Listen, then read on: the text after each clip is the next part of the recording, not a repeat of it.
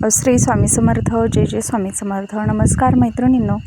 तर यंदा 19 मार्चला गुरुवारच्या दिवशी असणार आहे गुढीपाडवा.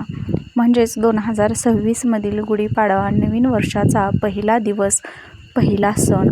या दिवसापासून नवीन मराठी वर्षाची सुरुवात होत असते आणि याच पहिल्या दिवशी आपण जर विरुद्ध रंगाचे किंवा अशुभ रंगाचे कपडे जर परिधान केले तर त्याचा परिणाम हा वर्षभर आपल्या घरातील व्यक्तींवरती होत असतो.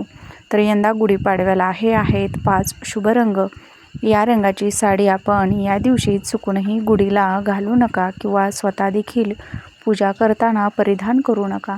तर ते कोणते शुभ रंग आहेत याविषयीची संपूर्ण माहिती असणारा फुल व्हिडिओ आपल्या चॅनलवरती अपलोड झालेला आहे.